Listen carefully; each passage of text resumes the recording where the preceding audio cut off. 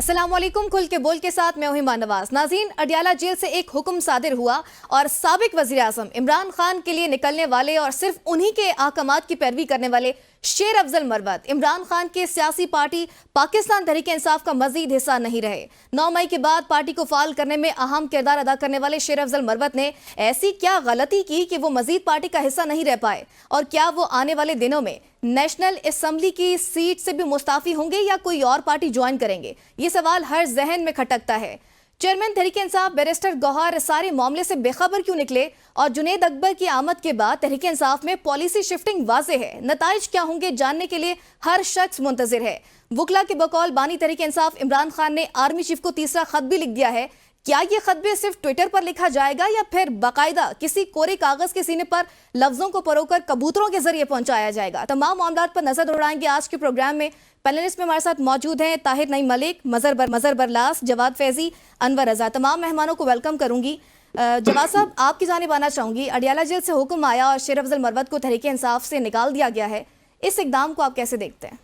देखिए, शेर अफजल मरवत ने तो खुद सवाबी में कहा था कि हम बुरे लोग हैं और बुरे वक्त में काम आने वाले जो हैं उनको पसंद नहीं किया जा रहा, और फिर जिस तरह उनको ना बैठने दिया गया ना स्टेज पे जगह दी गई। मैं तो देखिए फ्रैंकली ये बात करूं, कौमी असम्बली का वो दिन जब शेर अफजल मरवत ने गुफ्तगू की और मज़ाकरात की बात की, और उस पर ये जो है हमारे ख्वाजा आसिफ साहब उन्होंने उसका जवाब दिया और उन्होंने कहा कि यार ये एक ताज़ा हवा का झोंका है कि कम से कम तमीज़ से, तमद्दन से और अच्छे अंदाज से बात की गई है, तो यकीनन हमें वेलकम करना चाहिए। और उसके बाद मज़ाकरात भी शुरू हुए, मगर फिर क्या हुआ कि मज़ाकरात तो हर चीज़ का हल होते हैं, जंगें भी मज़ाकरात से ही जीती जाती हैं, मसलाइल का हल भी मज़ाकरात से निकाला जाता है। लेकिन शेर अफजल मरवत को फिर भी अगर आप ये, मैं तो हैरान हूँ कि पार्टी से भी निकाल दिया गया। पहले स्टेज पे जगह नहीं थी, अब पार्टी से भी निकाल दिया गया, तो इसका मतलब है कि बुरे वक्त में काम आने वाले लोग वो वैसे ही पसंद नहीं है। वो देख लीजिए, आप नईमुल हक हों या दीगर लोग हों जिनके जनाजों में भी नहीं जाया गया, जिनके लिए दुआए मगफरत का भी एहतमाम नहीं किया गया, तो ये तो पहले दिन से कहा जाता है कि जो अच्छी चीज़ें करता है महात्मा के लिए, तो उनके लिए फिर उनके दिल में भी जगह नहीं रहती और मामलात भी। और मैं इसके साथ साथ इसको भी जोड़ूंगा कि वो शेर अफजल मरवत जो सवाबी जलसे में अली अमीन गंडापुर के बिल्कुल साथ खड़े थे और उनके लिए वो ऐलान कर रहे थे और हाथ हिला रहे थे, मेरा ख्याल है कि अब अली अमीन गंडापुर साहब के लिए भी जो पहले ही घंटियाँ, बल्कि अब तो टलियाँ कह लें, टल खड़क गए हैं, कि अब उनके लिए भी मसला शायद हो जाए। और मैंने बारहा दफ़ा ये भी कहा है कि वो मौलाना फजलुर रहमान हों, वो बुशरा बीबी के मुवक्किल हों, या वो गवर्नर केपी के उनके मुवक्किल हों, वो पीछे पड़ गए अली अमीन गंडापुर के, और अब ये सारे मुवक्किल रल के जो है ना वो काम डालने वाले हैं। लेकिन अफसोस मुझे इस बात का यकीनन है कि ऐसा बंदा कुछ न कुछ ऐसी बातें वो कर जाते थे, सऊदी अरब के हवाले से भी कह गए, जिनके पीछे फिर मोहतरमा पीरनी साहबा भी चली और उन्होंने भी सऊदी अरब के हवाले से कहा कि ये क्या उठा लाए हो और ये क्या कर दिया है, और वहाँ शरीयत नहीं है, यहाँ पे बहुत ज़्यादा है। तो मेरा ख्याल है कि पीटीआई को बहरहाल शेर अफजल मरवत के साथ ऐसा नहीं करना चाहिए था। और एक आखिरी बात और भी, मेरे बाकी दोस्त भी बात करेंगे, कि मेरा ख्याल है कि पीटीआई के अंदर अब एक और ग्रुप मुस्तहकम तौर पे सामने आने की जो है आसार मुझे नज़र आ रहे हैं। जब ऐसे लोगों को जो बुरे वक्त में काम आते हैं उनको बुरा कह के साइड पे किया जाएगा, तो मेरा ख्याल है एक नई मजबूत आवाज़ भी सामने आ सकती है। ठीक है, आपके मुताबिक ये फैसला दुरुस्त नहीं। मजहर साहब, आप क्या समझते हैं, शेर अफजल मरवत अब नेशनल असेंबली से भी मुस्ताफी होंगे या फिर किसी और पार्टी को ज्वाइन करेंगे?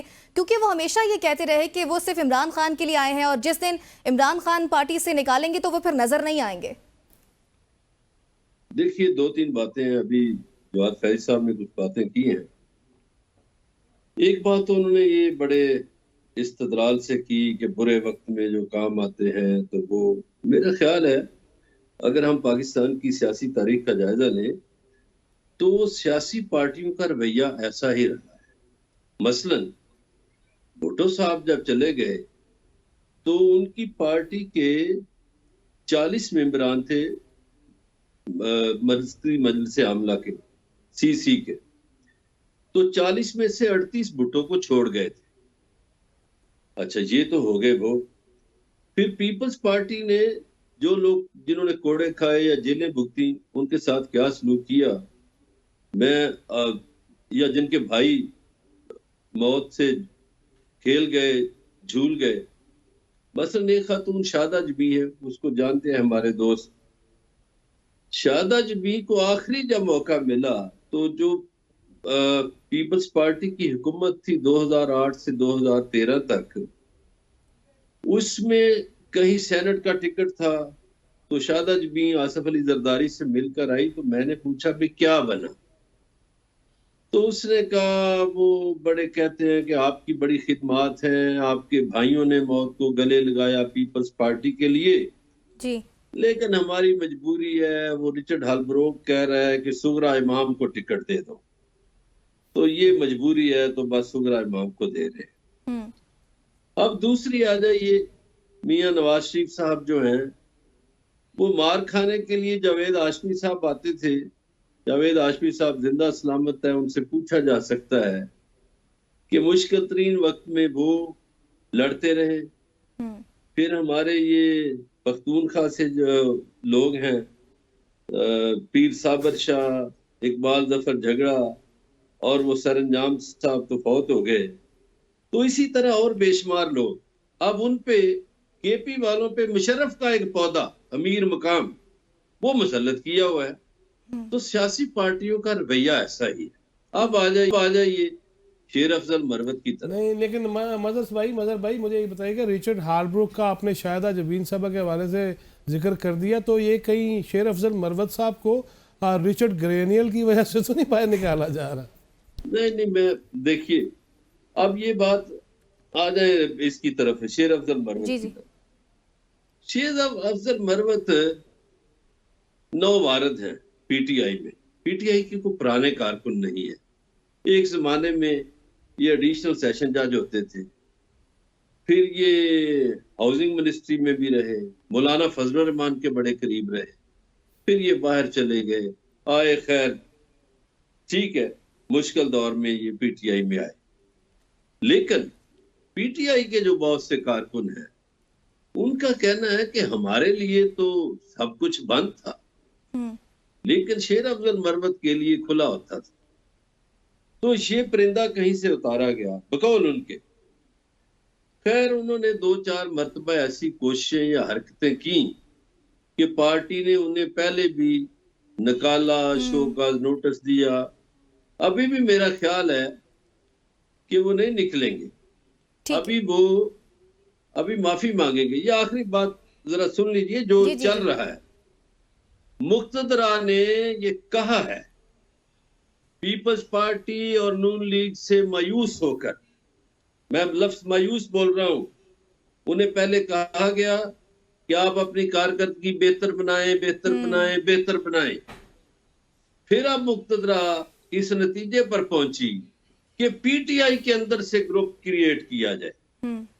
अब पीटीआई के अंदर से ग्रुप अगर क्रिएट करना है तो उसके वो घंटी कौन बांधे? तो मेरा ख्याल है शेर अफजल मरवत को इस तरह की हरकतों में मुलव्वस थे कि वो पार्टी में मुक्तदरा के कहने पर दुरुस्त हो गया। ठीक। ताहिर साहब से भी उनका पॉइंट लेना इस तरह चाहूंगी की मैं बात इसी कर पर। रहे हैं। ताहिर साहब, शेर अफजल मरवत के जाने से आपको क्या लगता है पार्टी को कितना नुकसान होगा? क्योंकि 9 मई के बाद पार्टी को शेर अफजल मरवत ने बहाल किया, और अब आप क्या समझते हैं कि शेर अफजल मरवत की वो कौन सी गलती है जिसके सबब उन्हें पार्टी से ही निकाल दिया गया? पहली बात तो ये कि पार्टियों में किसी के आने जाने से फर्क नहीं पड़ता, और पार्टियों में धड़ेबंदी भी होती है, और पार्टियों के अंदर ताकतवर हलकों की जानिब से पार्टियों को तकसीम भी किया जाता है। लेकिन पाकिस्तान की अगर सियासी तारीख रखे कि मदर बरलाल साहब यहाँ बैठे हैं और बैठे हैं, किसी के आने जाने से फर्क नहीं पड़ता। जी। तो दूसरी बात यह कि वो जो हरकत है उनकी, वो पार्टी डिसिप्लिन की खिलाफ वर्जी करना, तो एक बहरान था पीटीआई के लिए। बहरान के अंदर लोगों की स्पेस क्रिएट हुई, तो उन्हें बार बार तनबीह की जाती रही कि वो पार्टी के अंदर इख्तलाफात की स्पेस होती है, लेकिन पब्लिक फोरम पे आके आप जब पार्टी पॉलिसी से इख्तलाफ करते हैं और पार्टी पॉलिसी के अगेंस्ट आप पोजीशन लेते हैं, तो वो पोजीशन जो ले रहे होते हैं आप, वो उसका फायदा हुकूमत को होता है। और यही देखा कि शेर अफजल मरवत साहब जो है, और इसका तहरीक इंसाफ का एक मसला और भी है कि इनके अंदर जो एक यूनिटी ऑफ कमांड होनी चाहिए वो नहीं है। बांध बांध की बोलियां और एक पॉलिटिकल कम्युनिकेशन के बजाय हमें फैन फॉलोइंग नजर आती है कि ये फलां आदमी का बड़ा स्वैग है, वो चलता है ऐसे है, वो सिगरेट इस अंदाज से पीता है, उसके बालों का ये हेयर स्टाइल है। तो इस चीज को वो शेर अफजल मरवत साहब की शक्ल में आप देख लें, तो जबकि उनकी कोई पॉलिटिकल कम्युनिकेशन नहीं थी, वो एक यकदम आए छाए और अब वो एग्जिट से बाहर चले गए। उसी कल्ट उन्होंने अपनी एक क्रिएट करने की कोशिश की और ग्रुपिंग भी की पार्टी के अंदर।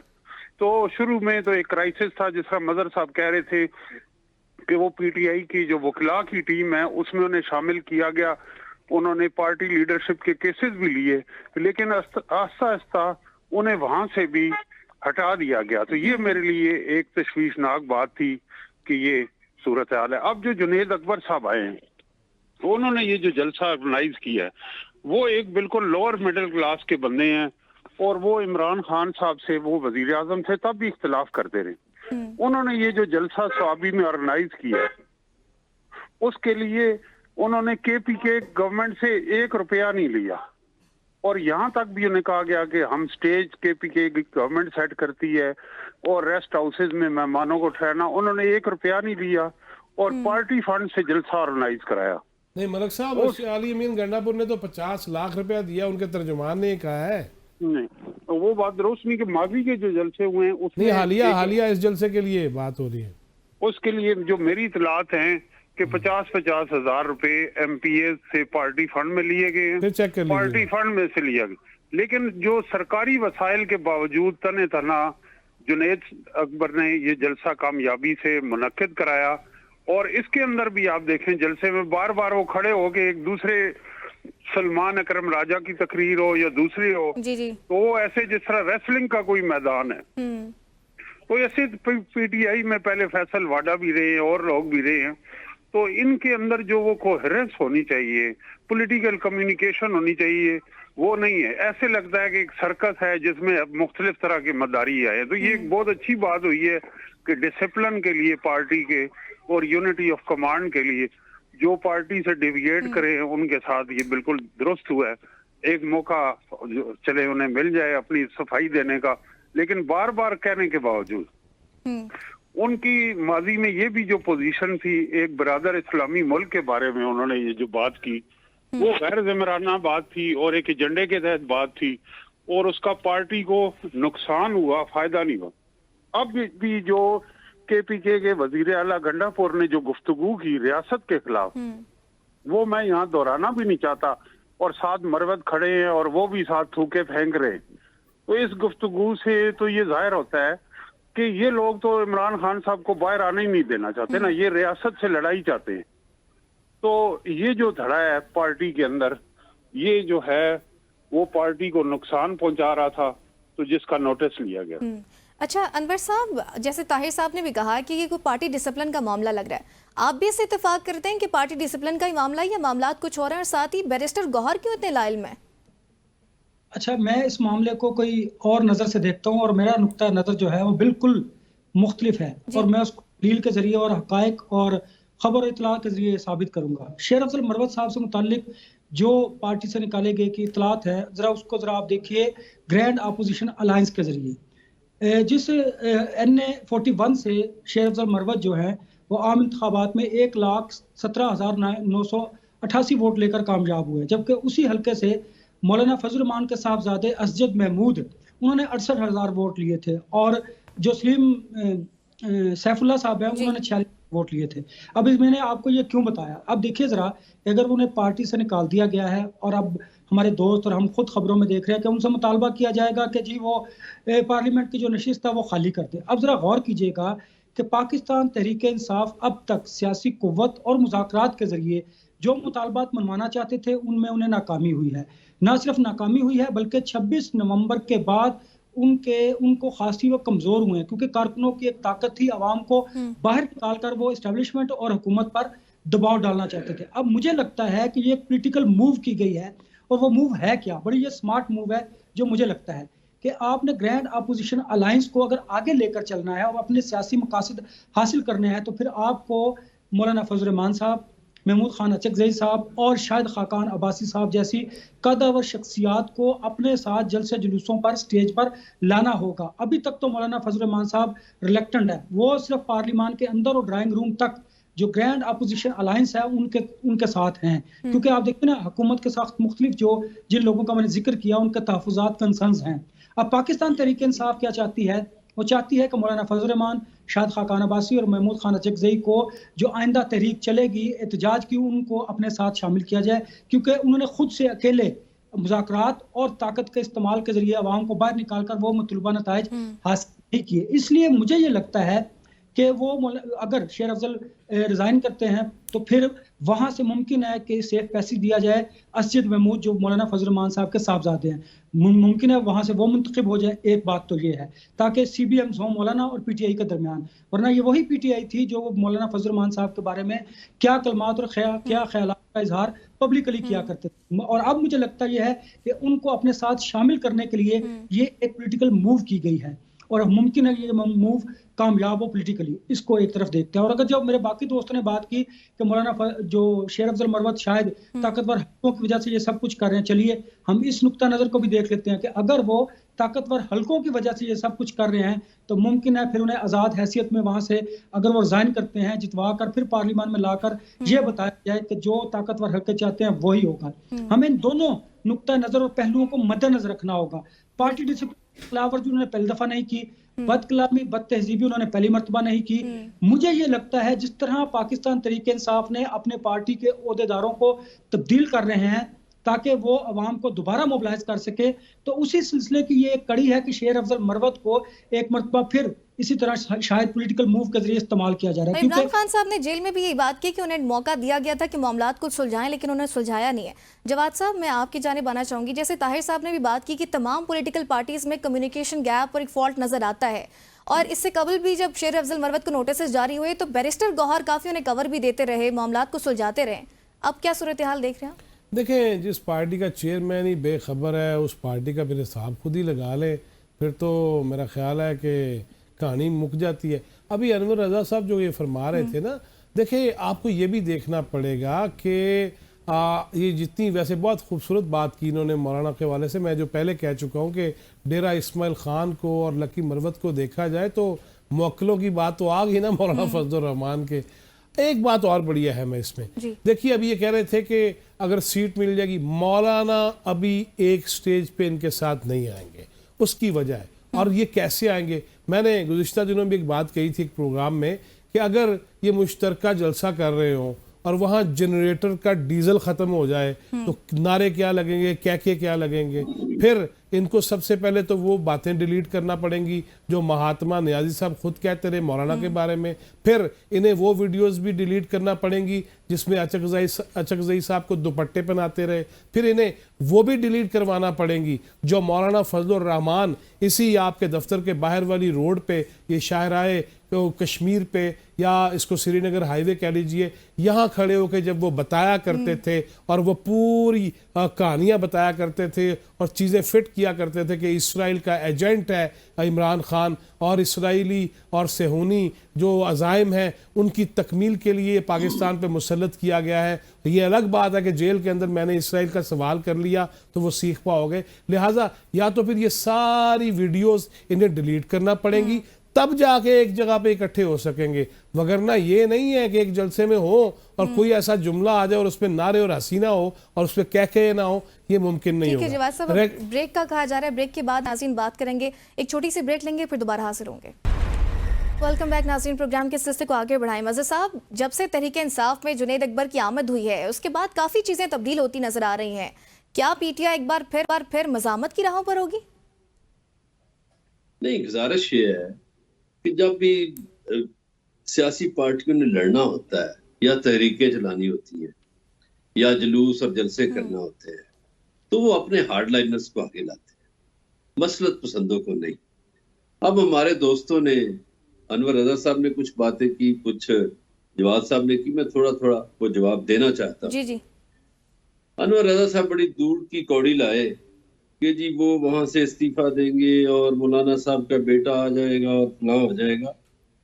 भाई मौलाना साहब तो नए इलेक्शन की बात कर रहे हैं, तो उनका तो पहला मुतालबा ये है कि नया इलेक्शन करवाया जाए, और शायद वो ये किसी के कहने पे कह रहे हैं, इसलिए कि वो चाहते हैं, जो कहने वाले हैं, कि पिछले इलेक्शन पे पोचा फिर जाए, मट्टी डाल जाए, ताकि कोई धांधली की बातें सामने ना आए। नए इलेक्शन की तरफ चलो जी, नए इलेक्शन की तरफ। दूसरी बात जो इन्होंने फरमाई कि वो डीजल वाली बात, देखिए डीजल वाला नाम जो है ये ख्वाजा आसिफ साहब ने रखा था जी।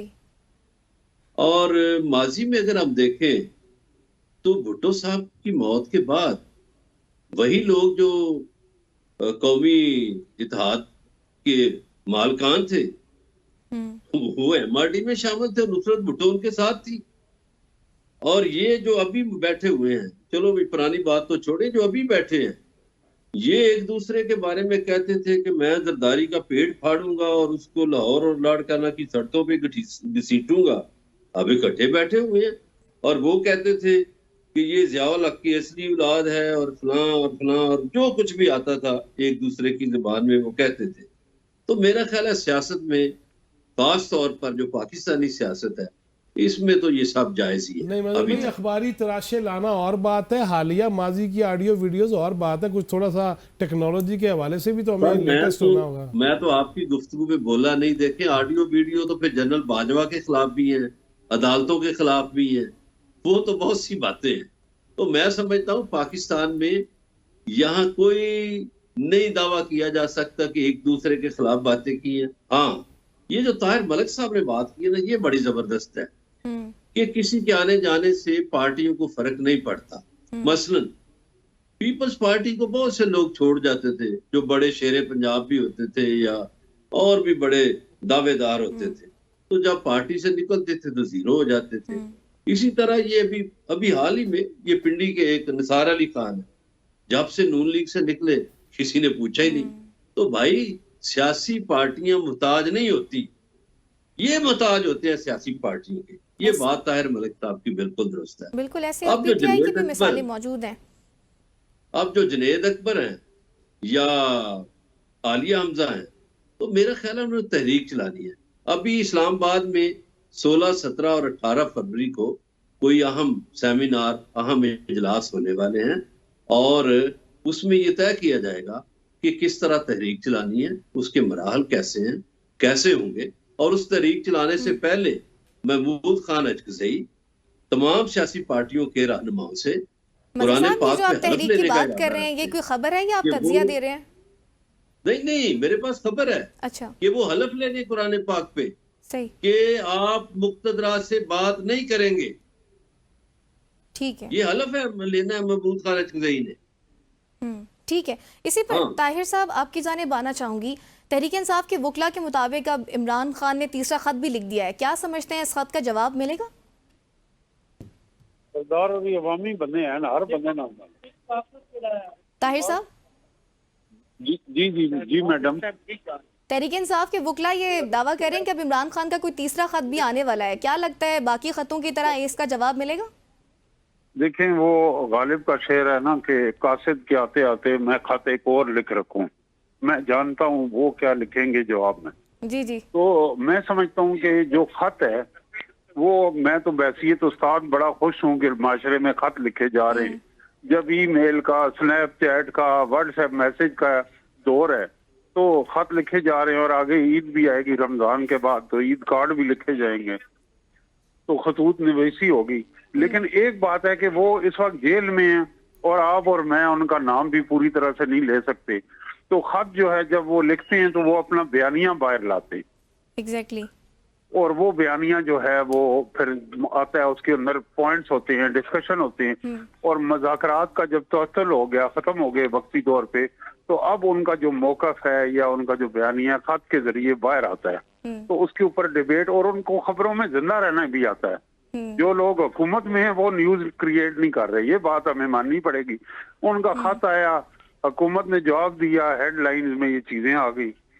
और इधर से डिबेट एक सोसाइटी में शुरू हो गई। तो बहरहाल ये एक मकालमे की शक्ल है। इसका फोरम जो है वो मुज़ाकरात बेहतर फोरम था और उसमें संजीदगी का मुजाहरा दोनों फरीक करते और जो मुतालबात भी सामने आ चुके थे तहरीक इंसाफ के, तो वो कोई ऐसे मुतालबात भी नहीं थे कि जो गवर्नमेंट के लिए मानना मुश्किल हो।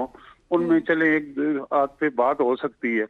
तो दोबारा अगर मुज़ाकरात को किसी स्टेज पे किया जाए कंटिन्यू, तो उसका मुल्क की सियासी और माशी निज़ाम पे मुस्बत असरात हो सकते हैं। और गुज़िश्ता रोज़ हमारे प्रोग्राम में ही अब्दुल वदूद साहब मौजूद थे, उन्होंने भी यही बात की कि खान साहब ये जो खत लिख रहे हैं वो चाहते हैं कि हर चीज़ डॉक्यूमेंट हो जाए, और मजीद भी इस तरह के उन्होंने कहा कि 8 खत और आएंगे।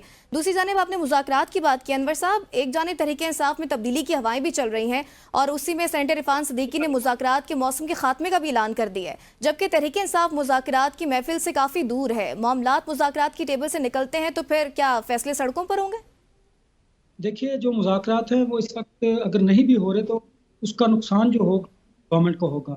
और पाकिस्तान तहरीक इंसाफ तो ये चाहती है कि वो अपोजिशन को साथ शामिल करके एक तहरीक चलाएं, क्योंकि उन्होंने कुव्वत के जरिए जो अचीव करना था वो नहीं हासिल कर सके। अच्छा, दूसरी बात देखिए, जो आपने ख़त की बात की और खतूत की बात की, आप ये देखिए ये ख़त कहीं ना कहीं तारीख का हिस्सा होंगे, रेफरेंस के तौर पर यूज़ किए जाएंगे, कहीं ना कहीं तो रजिस्टर्ड हो रहे होंगे। इसे तमाम कह दीजिए, आपने आर्मी चीफ को भी खत लिखे 3, आपने सुप्रीम कोर्ट के चीफ को भी खत लिखा और उन्होंने वो खत आईनी बेंच को भेज दिया, हालांकि उसमें इंसानी हकूक से मुताल्लिक बात कही गई थी। तो इसमें आप देखिए कि खत लिखने से आप रेफरेंस बना रहे हैं, आप अपने केस को कहीं ना कहीं पे मजबूत करने की कोशिश कर रहे हैं। जैसे ताहिर साहब ने कहा, आप एक बयानिया बना रहे हैं, चलिए और कुछ नहीं तो उनका नाम लिए बगैर भी यहाँ पर अब पूरे टीवी चैनल्स पर देखें, बात पाकिस्तान तहरीक इंसाफ से शुरू होती है और वहीं पर आकर ख़त्म होती है। अब असल में बात है क्या? देखिए, पाकिस्तान तहरीक इंसाफ अब ये कोशिश कर रही है कि वो दीगर अपोजिशन जमातों के साथ मिलकर इस तहरीक को आगे लेकर चले, क्योंकि खुद से उन्होंने जो कोशिश की, वो मुज़ाकरात हो या तहरीक हो, वो नाकाम हुई। अब ये कोशिश की जा रही है कि इन तीनों को, मौलाना फजल रहमान को, महमूद खान अचकज़ई को, शाहिद खाकान अब्बासी को, इस तरह तमाम अपोजिशन जमातों को साथ लेकर अगर चला जाएगा तो पाकिस्तान तहरीक इंसाफ कुछ अचीव कर सकती है। यहाँ मेरे दोस्तों ने बात की, देखिए हमने माजी में भी अपोजिशन के इत्तेहाद देखे हैं और इत्तेहाद बनते भी देखे हैं, ख़त्म होते भी देखे हैं। उनके नताइज अच्छे भी आए हैं और उनके नताइज हमने बुरे भी देखे। अब पाकिस्तान तहरीक इंसाफ को इनके बगैर वो नताइज नहीं मिल सकते जो वो हासिल करना चाहती है। हमने जब अगर किसी पॉलिटिकल पार्टी ने बड़ा कॉज हासिल करना हो तो फिर छोटी कुर्बानी दी जाती है। अब तो शायद मेरे ये दोस्त मौलाना ये शेर अफजल मरवत की इस पाकिस्तान तहरीक इंसाफ की पॉलिटिकल मूव को शायद मानने को तैयार नहीं, लेकिन सियासत मुमकिनात का खेल है और हमने माजी में बड़े लोगों को देखा, कहते कुछ है, होता कुछ है, करते कुछ है। सियासत शायद इसी का नाम है। पाकिस्तान तहरीक इंसाफ मैं समझ रहा हूँ अब आहिस्ता आहिस्ता फिर पॉलिटिकली अपने आप को मजबूत करने की कोशिश कर रही है, अवाम में भी, क्योंकि 26 नवंबर के वाक़े के बाद अवाम तो ये कहने पे हक बजानिब थी और आपने इसका अमली मुजाहरा भी देखा कि पंजाब के अंदर तो बिल्कुल लोग नहीं निकले, लेकिन जो KPK में हुआ वो भी आपके सामने है। क्योंकि जब लीडर आपकी आवाम को सड़कों पर छोड़कर मार खाने के लिए रियासत के जबर के आगे, ताकत के आगे छोड़ जाते हैं, तो फिर ये मुमकिन है, ये हकीकत होती है कि फिर लोग उस तरह मोबिलाइज नहीं होते। लिहाजा लोगों को दोबारा मोबिलाइज करने के लिए पार्टी के अंदर चेंजिंग्स की जा रही हैं, तब्दीलियां की जा रही हैं और वो तब्दीलियों के आपको आने वाले दिनों में असरात भी नजर आएंगे, क्योंकि आपने अवामी ताकत के जरिए कुछ नहीं अचीव किया, आपने पार्लिमान के जरिए कुछ अचीव नहीं किया। मैं पाकिस्तान तहरीक इंसाफ की बात कर रहा हूँ, आपने कानूनी अदालत, आपके केसेस उस तरह स्ट्रांग नहीं है। अब आपके पास बचा क्या है? आपके पास ये ऑप्शन रहा है कि आप दीगर अपोजिशन जमातों के साथ मिलकर अपनी छोटी कुर्बानी देकर बड़े काज को हासिल करें। तो छोटी कुर्बानियों में इस तरह के शेर अफजल मरवत जैसे करैक्टर जो हैं वो कुर्बानी का बकरा बन जाते हैं। ये कोई बड़ी बात नहीं है अगर आपने कोई बड़ा मकसद अचीव करना। और एक और बात, ये तमाम जो अपोजिशन जमातें हैं, क्या ये 8 फरवरी के इंतखाबात को मानते हैं? नहीं मानते। ये कहते हैं आम इंतखाबात दोबारा अर्ली इलेक्शंस करवाए जाए, सब ये कहते हैं, ये भी ये कहते हैं। आप इनका एजेंडा देखिए ना, ये कहते हैं कि इस इंतखाबात के नतीजे में आने वाली हुकूमत के वजूद को हम तस्लीम नहीं करते, इकॉनमी पे ये इकट्ठे हैं, लॉ एंड ऑर्डर की सिचुएशन पे इकट्ठे हैं, सियासी अदम इस्तेहकाम का ये दो मुस्लिम लीग नून को, इस हुकूमत को, एस्टेब्लिशमेंट को मुद्दे इल्जाम ठहराते हैं। तो ये जो इनका नेशनल एजेंडा है ये तो एक है। अब इन्होंने आगे बढ़ना है, ये एक आगे बढ़ने के लिए कदम हो सकता है। देखें, मैं बार बार इस बात पर जोर देता हूं कि पाकिस्तान तहरीक इंसाफ अगर तहरीक चलाना चाहती है, जलसे जुलूस करना चाहती है, इन अपोजिशन जमातों के जोमा को, जो कादावर शख्सियात हैं, पाकिस्तान तहरीक इंसाफ की इन मौजूदा लीडरशिप के मुकाबले में जिन तीन नामों का नाम तीन लोगों का मैं जिक्र कर रहा हूँ, ये बहुत बड़ी शख्सियत है और इनका एक नाम है सियासत में, इन्होंने बहुत कुछ सीखा है और ये इनका कद काठ है। उनके मुकाबले में वो लोग नहीं है जो उनके मुकाबले में हों, इसलिए ये इनको साथ शामिल करके अपनी ताकत में इजाफा कर रहे हैं। इस ताकत में इजाफे की वजह से हुकूमत को नुकसान होगा, हुकूमत परेशान होगी, दबाव का शिकार होगी। अगर ये इस तरह देखिए ना, आप एक तो और तरफ आए थे, वुकला जो है वो सड़कों पर है, सहाफ़ी पेका की वजह से सरापा एहतजाज है, सियासी अदम इस्तेकाम है, इकानमी की सिचुएशन बेहतर नहीं हो रही, रोज आए दिन कोई ना कोई आपको एक नया मामला मिल जाता है जो आप ज़ेरे बहस करते हैं। इस वजह से गवर्नमेंट कहीं ना कहीं परेशान तो होती है, अदरवाइज नहीं होती। तो मुझे बताइए, ख्वाजा आसिम या गवर्नमेंट को यकीन तौर पर इस वक्त गवर्नमेंट के लिए काफ़ी मसाइल भी हैं। इसी पर जवाद साहब, लाहौर की इंसदादी दहशतगर्दी में पेशी के दौरान सहाफ़ियों से गुफ्तगू करते हुए शाह महमूद कुरैशी ने भी ये कहा कि शाहिद खान अब्बासी अपनी हुकूमत से लाताल्लुक होकर हमारे साथ खड़े हो गए। मिफ्ता इस्माइल, महमूद खान अचकज़ई और फिर मौलाना फजल रहमान भी हमारे मौक़िफ़ के साथ खड़े हैं। बहुत जल्द ग्रैंड अलायंस बनने जा रहा है। क्या समझते हैं, ग्रैंड अलायंस हुकूमत के खात्मे की वजह बन सकता है, जैसे मजहर साहब ने भी खबर दी है कि अब तहरीक चलने जा रही है? दो चीज़ें। पहली बात तो आप शुक्र है शाह महमूद कुरैशी का जिक्र भी आया, वरना पीटीआई वाले तो उनका जिक्र करना ही मुनासिब नहीं समझते और उनकी कोई बात ही नहीं है। एक बंदा ओनू छड़ दो, ओनू बाहर ले आओ तो बस सारा मसला हल हो जाएगा। शुक्र है शाह महमूद कुरैशी साहब भी आज दोबारा से ज़ेर बहस है। अभी मजहर बल्लास साहब ये कह रहे थे कि जी महमूद अचकज़ई जो है वो कुरान पाक पे हलफ उठवाएंगे। कुरान पाक की बात तो पिछले दिनों जब हम जेल गए तो महात्मा ने भी की थी, नियाज़ी साहब ने, और उन्होंने फिर कुरान पाक को भी बगैर समझे ये बात कह दी कि 120 दफ़ा अमर बिल मारूफ का जिक्र आया है। जब मैंने मुफ्तियों से और उलमा से ये बात की तो 12 से 13 दफ़ा जिक्र है। लिहाजा ऐसे किसी कुरान की बात हो रही है, नाउज़ बिल्ला, मेरा ख्याल है इसमें कुरान को नहीं लाना चाहिए। और रह गई बात कि ये हमने आज तक, जिस तरह अनवर रज़ा साहब ये फरमा रहे थे ना कि सियासत में, और बरलास साहब भी ये कह रहे थे कि सियासत में ये होता है, ये होता है। सियासत में इतने यू टर्न्स जो है ना, मैंने अपनी पूरी सहाफ़ती ज़िंदगी में 33 बरस में नहीं देखे जितने पीटीआई के चेयरमैन, बानी चेयरमैन के देखे हैं। लिहाजा हमें कहीं ठहरना भी होगा, हमें कहीं रुकना भी होगा, हमें संजीदा कारियाँ भी दिखानी होंगी। ये अन्नेवा 8 जो है वो लीडर भी बोले चले जा रहे हैं और माफ़ कीजिएगा हम साफ़ी भी बोले चले जा रहे हैं। हमें बहरहाल किसी ऐसे नुक्ते पे खड़ा होना होगा जिसमें मुल्क का सोचना होगा, कौम का सोचना होगा, रियासत का सोचना होगा। देखिए इश्यूज और बहुत सारे हैं, इंटरनेशनल इश्यूज हैं। आज रजब तैयब उर्दीवान वो आए हैं और सऊदी अरब की जानब से क्या स्टेटमेंट्स आ रही हैं, डोनाल्ड ट्रंप क्या कह रहा है, इसराइल क्या मजालिम ढा रहा है, उस पर भी हमें बात करनी चाहिए। लेकिन मैं हैरान हूं कि वो पीटीआई अपने वल्लों सारी बातें करने को तैयार है, ना इसराइल का जिक्र कर रही है, ना मजम्मत कर रही है। और यही सवाल मैं कर बैठा इमरान खान से, ना उन्होंने मजम्मत की। हमें, मेरा ख्याल है ये अनवर रज़ा साहब सही कह रहे थे कि हर वेले एक कोई बंदा, एक कोई जमात, यार रब दा वास्ता है कोई आगे बढ़े, कोई मुल्क और कौम का सोचे, इलाके की बात करे और इलाकाई बातें करे, इंटरनेशनल बातें करे। इस पे भी वाकई अब कौम भी थक गई है ये शोज देख दे के। हम समझते हैं कि हम बड़े तुर्रम खान साफ़ी हैं और ये जो बोलते जाएंगे लोग सुनते जाएंगे। लोग कहीं और चले गए हैं, लोग टिकटॉक पे अब मज़ाहिया बातें वो सुनना शुरू हो गए हैं और जनाब महात्मा के भी मज़ाहिया क्लिप्स देखना शुरू हो गए हैं। लिहाजा कुछ संजीदा कारी भी हमें करनी चाहिए। अच्छा फैजी साहब, जैसे आपने बात की कि मैंने सवाल भी किया, आप इमरान खान को देखकर भी आए हैं, एक वो जो नैरेटिव बिल्ड किया जा रहा है कि इमरान खान काफ़ी पावरफुल हैं अभी भी और इसी तरह डट के खड़े हैं, नहीं, वो पहले भी बयान कर चुका हूँ, डट डुट के कोई नहीं खड़े। मैंने तो हल्फन कुरानन कसमन बात कही थी पहले भी एक शो में, और मैं आज भी दोहरा देता हूँ, अल्लाह की कसम वो डट के नहीं खड़े। वो नमदीदा थे, उनकी आंखों में नमी थी और वो सारे मामले पे उनको जो अब जाके देखेगा, कसम खुदा की मुझे यकीन नहीं आया था ये इमरान खान है। जेल बहरहाल मैं भी होंगे ना, कोई भी होगा, बहादुर तरीन बंदा भी जेल है, उसके असरात होते हैं। ये बयानिया बनाना, डट के खड़ा क्या लगाता है, मैं कसमन हल्फन कह रहा हूँ, वो नहीं डट बैठ के खड़ा और ना कह के लगा रहा है। मजहर- नहीं तो मेरा नाम ना ले, मैंने आपका जहाँ जहाँ जिक्र किया मैंने मजहर भाई का के बात किया, आप मुझे ले जाया फैजी गया, साहब, आप बाद में आपको reaction 1 दीजिए। मिनट खामोशी के लिए आप खड़े होते थे, आपको फिरदौस आशिक अफगान ने साइड पे करा दिया। मैंने तो आज तक ये नहीं कहा यार बल्लास साहब ना करें इस तरह। देखिए मैं मुहज्जब तरीके की जर्नलिज्म करने वाला बंदा हूँ। ले जाए गए कौन कुव्वतें चले- ले जाती चले। हैं, आपको कौन सी फैजी कुव्वतें साहब, ले जाकर गई थी? आपकी तरफ नहीं आप मेरा जिक्र ना आप करें ना, चले। आप ठीक जनरली है। बात करें, आप मेरा फिर नाम ना लें। चले हर बंदा अपनी राय दे। वैसे मैं आपकी तरफ आऊंगी बजर नहीं आप मेरा नाम ना लें। मजहर साहब, चले आप अपनी बात को कंक्लूड करना चाहें तो के दौरान मैं खामोश रहा। नहीं तो मैंने आपका क्या जिक्र किया?